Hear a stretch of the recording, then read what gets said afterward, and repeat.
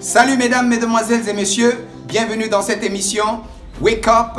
Mon nom c'est Fama Gabriel Pépé Sagno, pasteur, chanteur bien sûr.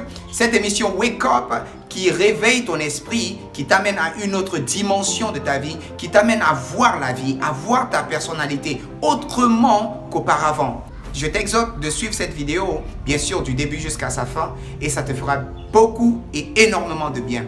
Et surtout, n'oublie pas de t'abonner si tu t'es pas abonné, de liker, de laisser un commentaire, mais surtout aussi de partager à toute personne que tu connais ou que tu aimerais vraiment que cette émission soit un objet de bénédiction. Merci et à tout de suite.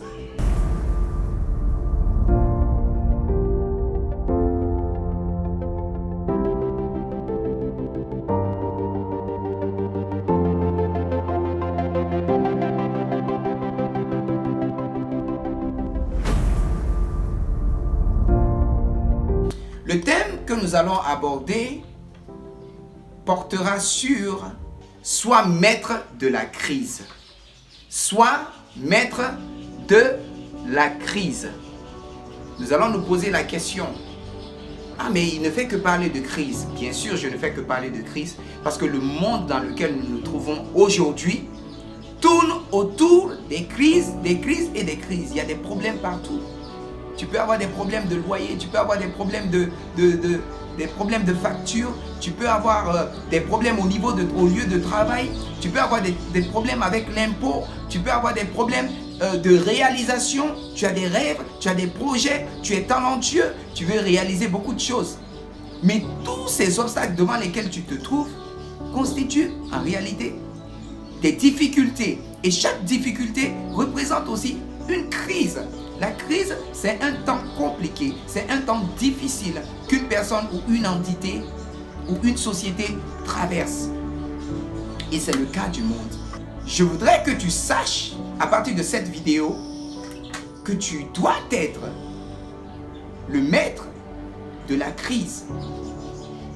Et pour cela, je vais te raconter juste une histoire qui t'aidera à mieux comprendre ce de quoi je suis en train de parler. Dans le livre de 1 Samuel chapitre 17 verset 32, nous voyons que le peuple d'Israël, qui est le peuple de Dieu, traversait des moments de crise, comme je viens de le dire. Il devait combattre contre le peuple philistin et le combat se passait dans la vallée d'Élam. Le peuple d'Israël était de l'autre côté de la montagne et les Philistins du côté opposé de la montagne. Et dans la vallée, c'est là où devait se tenir le combat. Chaque jour, il y avait un homme qui était gigantesque, gaillard, environ 3 mètres, qui sortait du milieu du peuple des Philistins pour insulter le peuple de Dieu. Insulter Dieu et les maudire. Chaque jour, il le faisait et le peuple de Dieu n'arrivait pas à dire même un seul mot. Quand il vient, il est dit, si il y a quelqu'un parmi vous qui peut me battre, qui s'approche, et qu'il me batte. Et lorsqu'il m'aura battu, moi et mon peuple, les Philistins, nous allons vous servir. Mais si le contraire se passe, vous nous battez, nous serons vos esclaves. Mais pendant 40 jours, le peuple d'Israël n'a pas pu sortir quelqu'un avec qui cet homme Goliath devait combattre. Et chaque jour, Goliath sortait pour insulter le peuple de Dieu, pour défier le peuple de Dieu, pour insulter le peuple d'Israël. Je vous assure, pendant 40 jours, le peuple d'Israël était victime de cette situation. Oui, parce que quand Goliath descend son dès qu'il fait seulement un pas, le peuple d'Israël commence à courir, tout le monde fuit. Pendant 40 jours. Voici, pendant que cela est en train de se passer, David est envoyé par son père afin de venir donner de la nourriture à ses frères. Et David vient dans le champ de combat. Pendant qu'il donne la nourriture, il y a une situation qui se présente devant lui. Il entend une voix qui menace le peuple d'Israël, qui insulte le peuple d'Israël, qui maudit le peuple d'Israël et le Dieu d'Israël. Quand David a vu cela, David était irrité. La situation qui se présentait devant David lui a mis dans une certaine colère. Et pendant qu'il écoutait ce que cet homme était en train de dire, il y a des gens qui étaient là de l'autre côté en train de dire, celui qui va tuer cet homme, le roi lui donnera sa fille, il lui donnera des richesses et le roi lui affranchira avec sa famille. David a écouté cette information. Et David dit, je dois chercher à m'informer à nouveau pour savoir qu'est-ce que la personne qui tuera cet homme, qu'est-ce qu'il aura en termes de récompense. Et quand il est parti, on lui a dit la même chose. Son grand frère qui était dans le champ de combat est venu lui dire, toi je connais ton orgueil, je connais comment tu te comportes. Tu es venu encore ici pour chercher à nous impressionner. Tu as laissé les troupeaux même avec qui? David ne l'a pas écouté. David a continué à dire qu'il pourra combattre cet homme. Et c'est ainsi que David va vers le roi Saül. Il dit au roi Saül, je peux combattre cet homme. Saül dit, mais attends, cet homme-là que tu veux combattre, lui, il est habitué au combat depuis l'enfance. Et il est grand, il est gigantesque, il est trop fort pour toi. Parce que David devait être un garçon petit, peut-être de 13 ans ou 14 ans. Et peut-être, on pouvait dire qu'il avait environ 1,50 m, quelque chose comme ça. Donc, voyant la physionomie de David, le roi Saül dit, certainement, c'est pas possible. David dit au roi Saül, mon roi, depuis longtemps, quand j'étais dans la brousse, avec le troupeau qu'on m'a confié, quand un lion attrape un des troupeaux, je cours derrière ce lion, j'ouvre la bouche du lion, j'enlève la bête de sa bouche et je tue le lion. Quand un ours vient pour s'attaquer à mon troupeau, je prends l'ours, je le frappe et je le tue. Il dit, si Dieu m'a délivré de la main de l'ours, de la main du lion,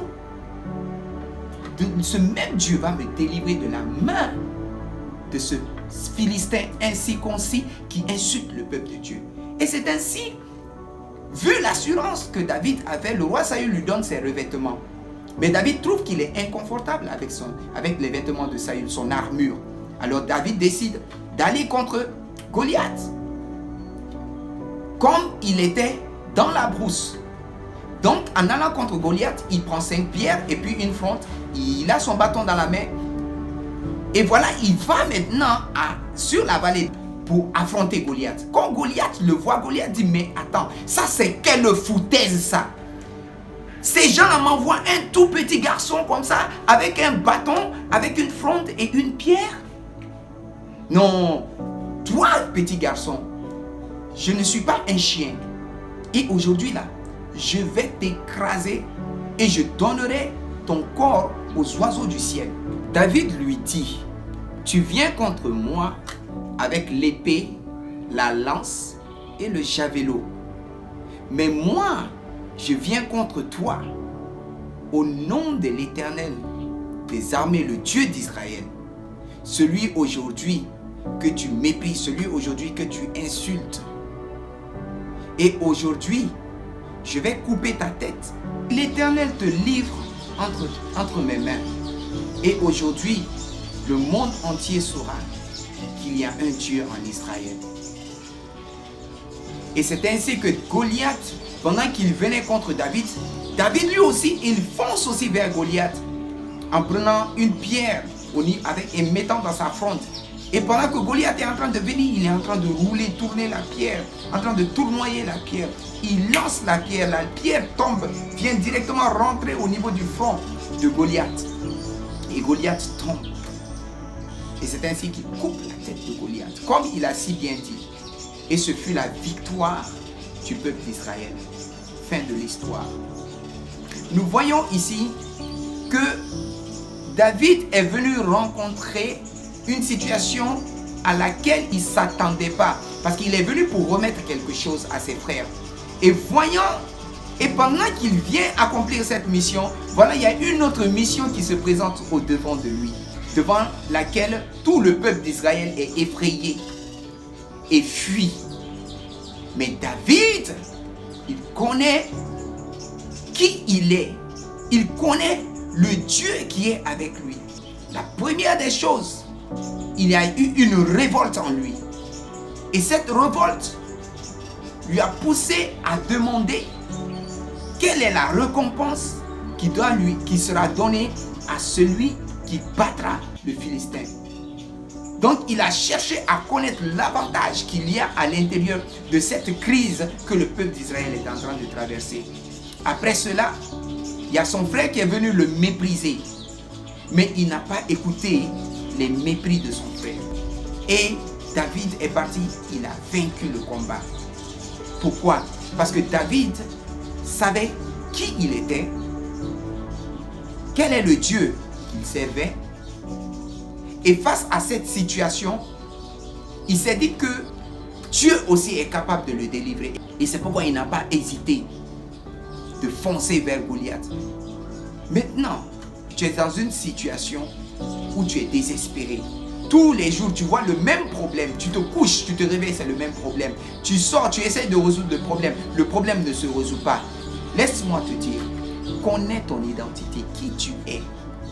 Tu n'es pas né pour que les problèmes règnent sur toi. Tu n'es pas né pour que les problèmes dominent sur toi. Tu n'es pas né pour être une victime des situations que tu traverses. Tu dois être maître de chaque situation parce que Dieu t'a donné la domination. Dieu t'a donné le pouvoir. Dieu t'a donné l'autorité de maîtriser, de contrôler chaque situation. Tu dois compter en celui qui te donne le pouvoir, celui qui te donne la puissance, qui est l'Éternel, afin de t'assister à sortir de cette situation. Lève-toi en ce moment. Dis à ta situation, je viens contre toi au nom de l'Éternel des armées.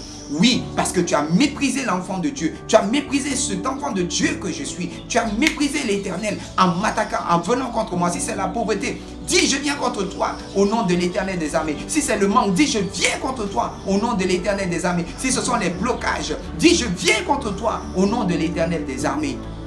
Et aujourd'hui, je vais t'anéantir de ma vie. Si c'est la maladie, dis aussi la même chose.